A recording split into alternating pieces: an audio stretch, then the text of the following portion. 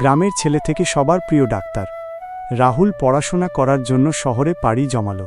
গ্রামের শান্ত পরিবেশ ছেড়ে শহরের কোলাহল আর দ্রুত জীবনযাত্রার সঙ্গে মানিয়ে নিতে প্রথম দিকে তার বেশ অসুবিধা হচ্ছিল। আর্থিক অনটনও ছিল তার নিত্যসঙ্গী।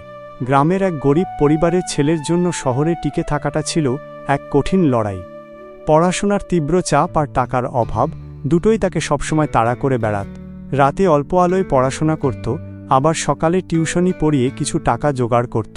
ঠিকমতো খাবার না পেলেও তার মুখে কোনো অভিযোগ ছিল না। তার মনে সবসময় গ্রামের বাবা মায়ের পরিশ্রম আর গ্রামের মানুষের আশা ভেসে উঠত। এভাবেই দিন কাটতে লাগল, আর কঠোর পরিশ্রমের ফলও মিলল। রাহুল ডাক্তারি পরীক্ষায় সফল হল। এই খবর গ্রামে পৌঁছানোর পর সবার মাঝে আনন্দের ঢেউ খেলে গেল। তার বাবা মা শ্যাম এবং মালা আনন্দে কাঁদতে কাঁদতে তাকে জড়িয়ে ধরলেন। কয়েক বছর পর রাহুল একজন ডাক্তার হয়ে গ্রামে ফিরে এলো।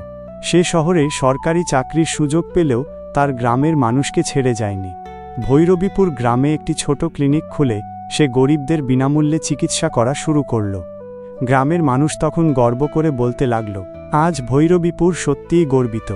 শ্যামের ছেলে শুধু নিজের নয়, সবার স্বপ্ন পূরণ করেছে। রাহুলের হাত ধরে ভৈরবীপুর গ্রাম আর অন্ধকারে ডুবে থাকল না, বরং শিক্ষা আর আশার আলোয় ভরে উঠল।